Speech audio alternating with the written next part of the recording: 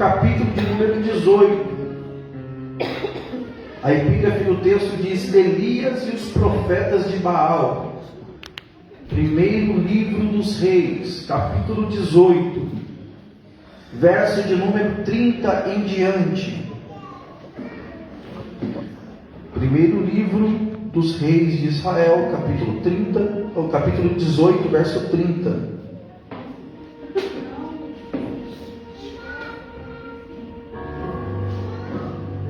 Glória a Deus. Primeiro livro dos Reis, capítulo 18, verso 30 em diante, está escrito assim: Então Elias disse a todo o povo: Chegai-vos a mim. E todo o povo se achegou a ele, e reparou o altar do Senhor, que estava quebrado. E Elias tomou 12 pedras, conforme o número das 12 tribos de Jacó, a qual veio a palavra do Senhor, dizendo: Israel será o teu nome. E com aquelas pedras edificou o altar em nome do Senhor. Depois fez uma valeta em redor do altar, segundo a largura de 2 medidas de semente. Então armou a lenha e dividiu o bezerro em pedaços, e pôs sobre a lenha, e disse: Enchei de água 4 cântaros, e derramai sobre o holocausto e sobre a lenha. E disse: Fazei a segunda vez, e o fizeram a segunda vez. E disse ainda: Fazei a terceira vez, e o fizeram a terceira vez. De maneira que a água corria ao redor do altar, e ainda transbordava a valeta que foi feita. Sucedeu, pois, que, oferecendo-se a oferta de manjares, o profeta Elias se chegou e disse: Ó Senhor, Deus de Abraão, de Isaque e de Israel, manifesta-se hoje que tu é Deus em Israel, e que eu sou teu servo, e que conforme a tua palavra fiz todas estas coisas. Responde-me, Senhor, responde-me, para que este povo conheça que tu, Senhor, és Deus, e que tu fizeste tornar o seu coração para trás. Então caiu o fogo do Senhor e consumiu o holocausto, a lenha, a pedra e o pó, e ainda limpou a água que estava naquela valeta.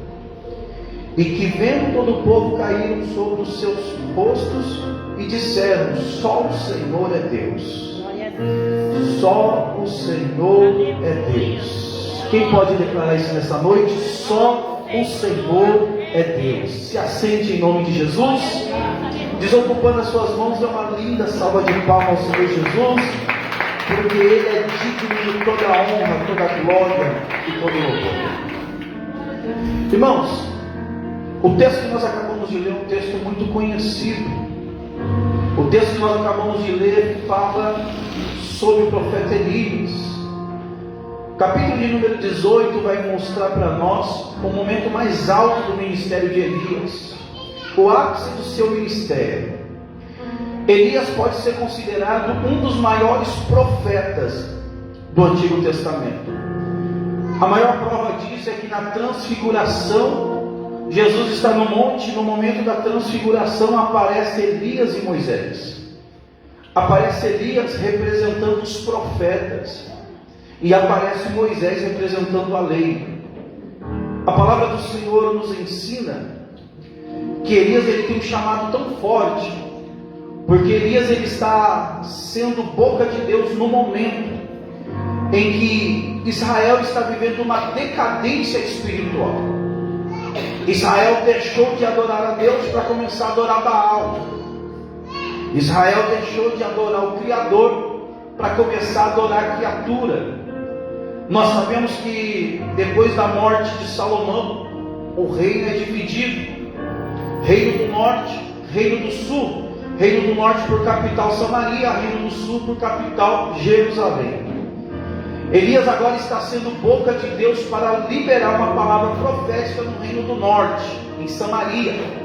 É por isso que nesse período que a Bíblia dá em destaque a vida do profeta Elias, Você não ouve, por exemplo, algumas citações como o templo, Monte Sião, porque agora Elias está sendo boca de Deus em Samaria, no Reino do Norte, diferente da onde tinha o costume de trazer essas citações.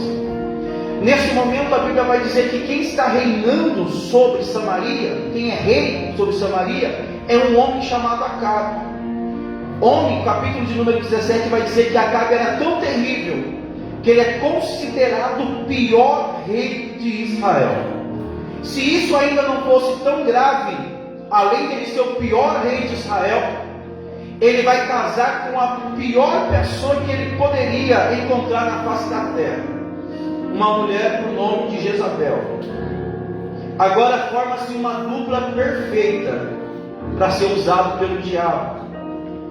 Eles vão aumentar a adoração a Baal.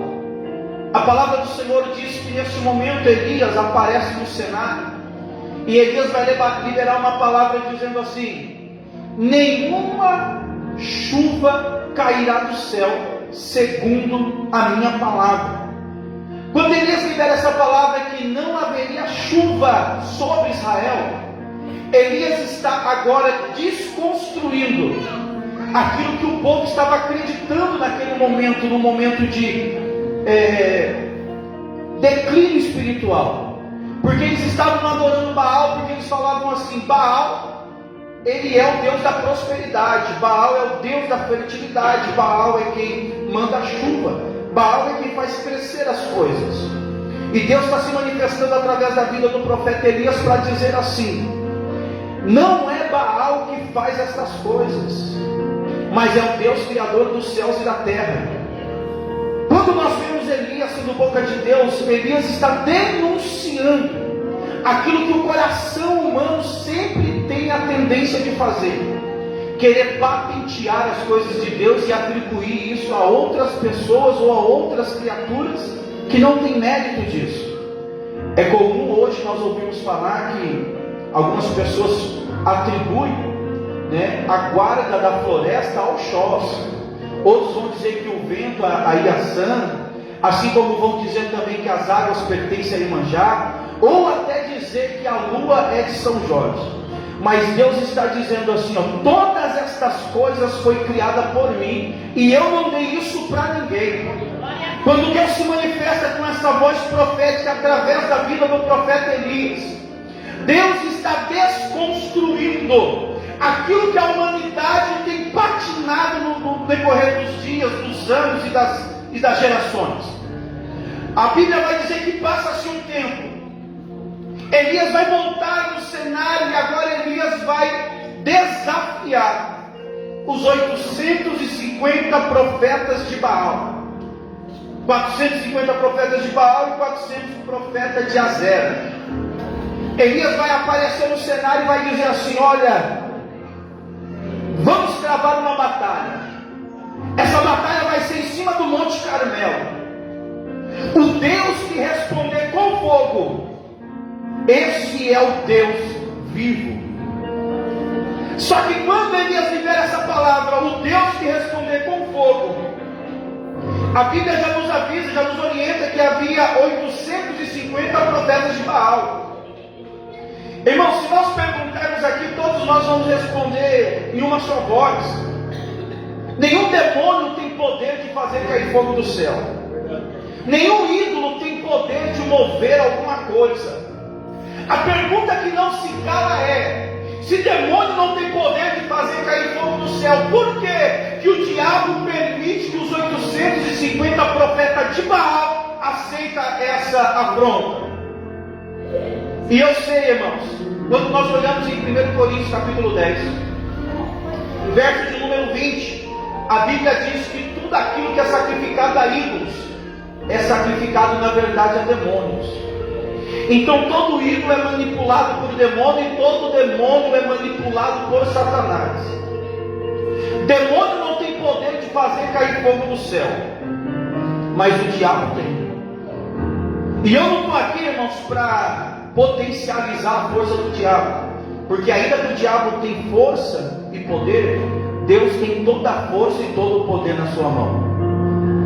E como que eu sei que o fazer cair fogo do céu? Jó capítulo 1, verso 16. A Bíblia vai dizer que vem um mensageiro até Jó, e o mensageiro vai dizer assim: olha, veio o fogo do céu e consumiu todos os animais e sobrou só eu. Quem é que fez cair aquele fogo do céu? O diabo.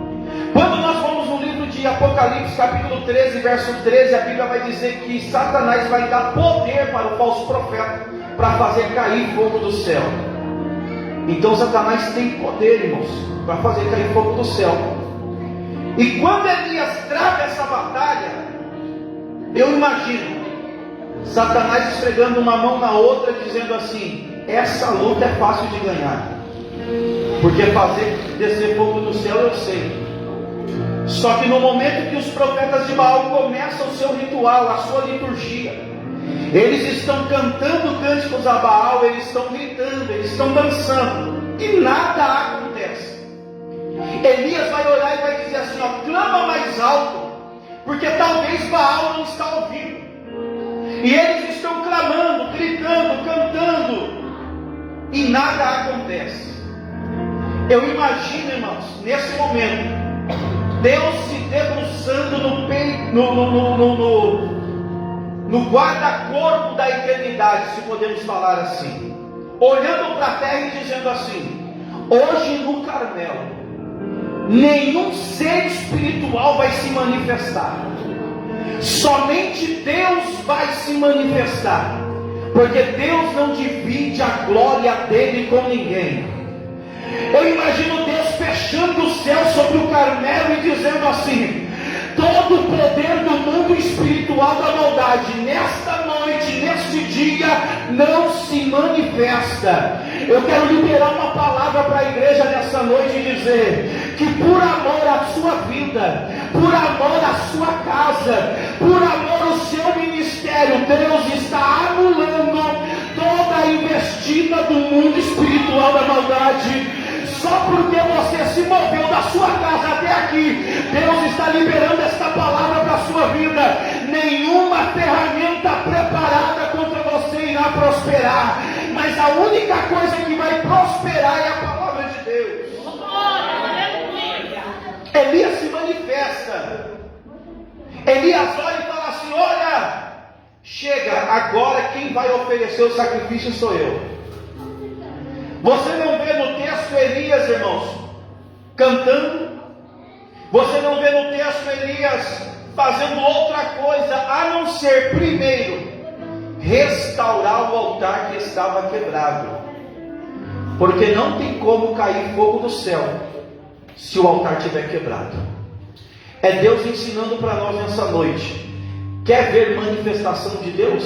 Restaura primeiro o teu altar. Porque somente com o altar restaurado é que Deus vai manifestar a sua glória. Pode até cantar bem, mas se o altar não estiver restaurado, não cai fogo do céu.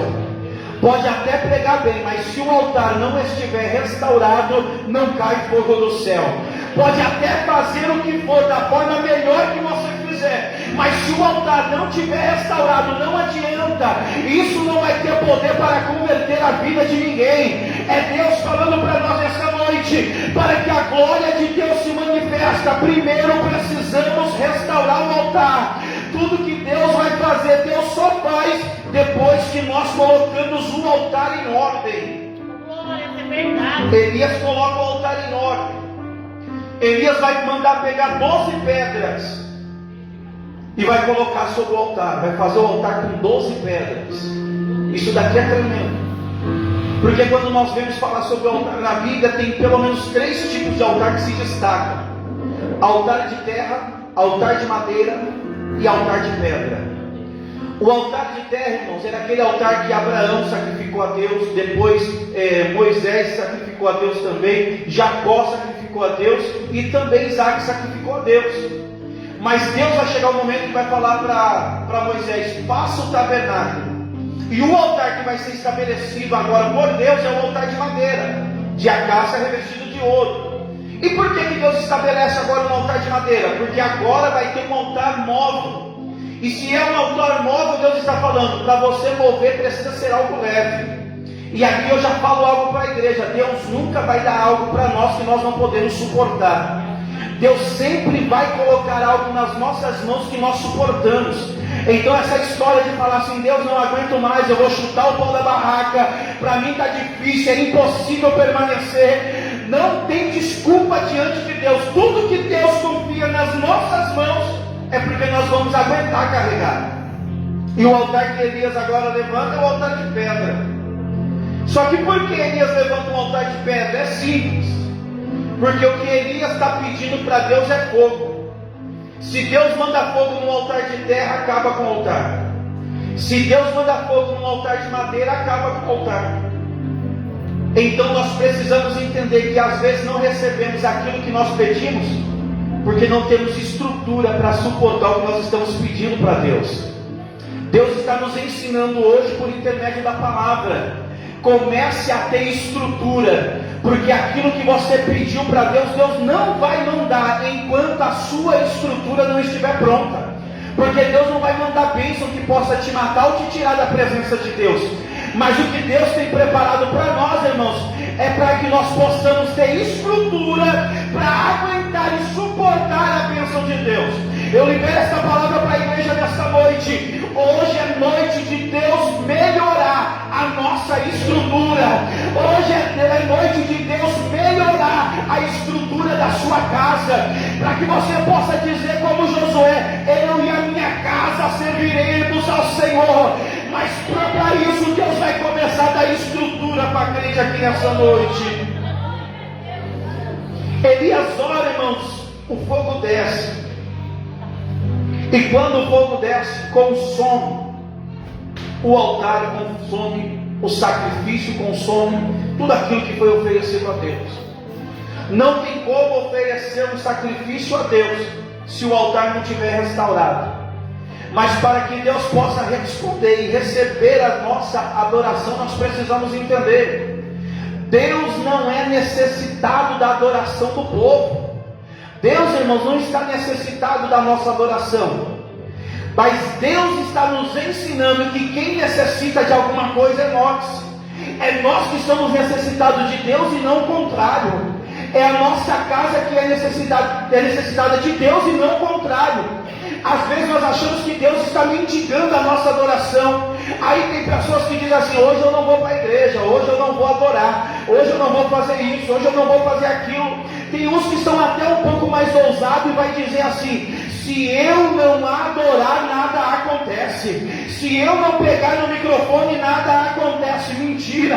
Porque se você não quiser fazer, a palavra do Senhor diz que Deus, Ele usa até as pedras, porque as pedras irão clamar se nós não clamarmos. Mas nessa noite Deus não quer contar com pedra, Deus quer contar com a gente. É por isso que Deus trouxe cada um de nós aqui nessa noite, porque enquanto você vai adorando o nome do Senhor, Deus vai trabalhando na tua casa. Elias entende que ele que é necessitado de Deus e não o contrário. A palavra do Senhor nos ensina que tem pessoas, irmãos, que sabem como atrair a presença de Deus. Lembra daquela mulher? Jesus foi chamado para ir na casa de um certo fariseu. A Bíblia diz que Jesus está sentado à mesa. De repente uma mulher ela vai roubar a cena. Ela vai entrar por debaixo da mesa, vai quebrar o vaso de alabastro e vai começar a ungir os pés de Jesus. Mas aquele fariseu vai começar a questionar no seu coração, dizendo assim: se ele fosse profeta, ele saberia quem é que está ungindo os seus pés. É uma mulher pecadora. Jesus vai olhar e vai dizer assim: olha, quando eu cheguei na sua casa, não foi colocado água para lavar os meus pés, não foi me dado ósculo santo. Agora estão questionando o que essa mulher está fazendo. Aquela mulher entende que o ambiente em que Jesus está não é qualquer ambiente, mas o ambiente em que Jesus está é um ambiente de culto. E no ambiente de culto nós não viemos aqui para pedir nada, mas no ambiente do culto nós viemos para entregar. Porque enquanto nós entregamos algo para Deus, Deus também vai entregando algo para nós. Paulo em Romanos capítulo 12 vai dizer assim: ó, pelo amor de Deus, ofereçam vossos corpos como sacrifício vivo e agradável a Deus. É Paulo dizendo assim: quando vai fazer o culto não pede, mas quando vai fazer um culto, entrega. Porque enquanto você entrega para Deus, Deus está cuidando daquilo que você está pedindo em oração. Deus conhece a nossa necessidade, Deus sabe o que nós precisamos. É por isso que nós precisamos confiar mais em Deus. Essa mulher está nos ensinando. Eu estou no culto e eu sou grato pelo culto que está acontecendo. Então eu vou pegar aquilo que eu tenho de melhor e vou começar a ungir os pés de Jesus. Alguém está olhando e está dizendo aqui sim, mas para que fazer tudo isso? Para que pegar este algo tão valioso e desperdiçar? Alguém vai dizer, irmãos, alguns historiadores vão dizer que aquele vaso de alabastro, o unguento que estava dentro daquele vaso era tão caro, mas tão precioso, que valia mais ou menos 1 ano de trabalho de uma pessoa comum. Então a mulher está pegando 1 ano de trabalho e está colocando nos pés de Jesus. Talvez alguém que não entende o culto está dizendo assim, mas para que fazer isso? Está querendo se aparecer. Para que fazer isso? Está querendo chamar a atenção de alguém. Mas aquela mulher está dizendo assim, ó, eu sei quem é Jesus e da onde Jesus me tirou. Então não importa o valor que eu vou pagar, eu vim aqui para entregar alguma coisa para Jesus. Ela está derramando aquela essência nos pés de Jesus. Vai chegar um momento que a essência acaba. Aí parece que aqueles que ficam julgando o culto vai dizer assim, agora acabou a essência, eu quero ver o que essa mulher vai fazer. Ela está dizendo para nós essa noite, pode ter acabado a essência que eu trouxe, mas ainda tem lágrimas para poder entregar nos pés de Jesus. E se a lágrima não for suficiente, eu ainda vou usar o meu cabelo, mas é para adoração a Jesus. Jesus nessa noite está dizendo, não coloca limite na adoração. Usa tudo que você é, tudo que você tem, tudo que você possui, mas adore o nome de Jesus. Você percebeu que tem gente que chega no culto e às vezes fica comentando assim, hoje eu não gostei do culto. Hoje o culto foi mais ou menos. Para quem dirigiu o culto eu dou uma nota 6, para quem pregou eu dou uma nota 4. Quem louvou desafinado, louvou fora do tom. Tem pessoas que assim, irmãos. Porque tem pessoas que não entendem que o culto não é para homens. O culto é para Deus. Mas eu não gosto de tal louvor. Se você não gosta do louvor, quando chegar na sua casa, você liga o rádio e escuta o louvor que você gosta. Porque quando nós chegamos à igreja, nós não viemos aqui para agradar A, para agradar B, mas a gente veio aqui para entregar o nosso melhor para Deus, para entregar a nossa adoração a Ele, porque entendemos aquilo que Paulo disse, tudo é dele, por Ele e para Ele são todas as coisas. Ela está dizendo assim, não importa, eu posso até não ser vista, eu posso até não estar sentado à mesa, mas eu não vou deixar de adorar a Deus. Se fosse qualquer outra pessoa, irmãos, adorava com aquele vaso de alabastro, mas quando acabasse a essência, parava de adorar. Porque tem gente que é assim, só sabe dar lugar quando o microfone está na mão, só sabe glorificar quando o microfone está na mão. Se tirar o microfone dele, o culto acaba. Mas nessa noite Deus está dizendo, com microfone ou sem microfone, adore o nome do Senhor. Com foto no cartaz ou sem foto no cartaz, adore o nome do Senhor. Se é conhecido, se não é conhecido, você está aqui somente para um propósito: engrandecer aquele que é vivo e reina para todo sempre. Porque nos momentos em que você está sozinho, no momento em que você está pensando em abandonar tudo e todos, Jesus está com você no seu quarto dizendo assim: não desista, filho, não desista, filha. Pode o mundo não acreditar em você, mas eu acredito. Pode o mundo não dar crédito para você, mas eu dou crédito a você. O mundo pode julgar a sua causa, mas enquanto o mundo aponta e julga a sua causa, Deus está dizendo para nós essa noite: eu guerreio as suas guerras, eu pelejo as suas pelejas. Deus não está aqui para julgar a nossa situação, mas Deus está aqui para dizer: para cada momento de humilhação, para cada lágrima que você derruba, para cada vergonha que você passa, Deus tem dupla honra.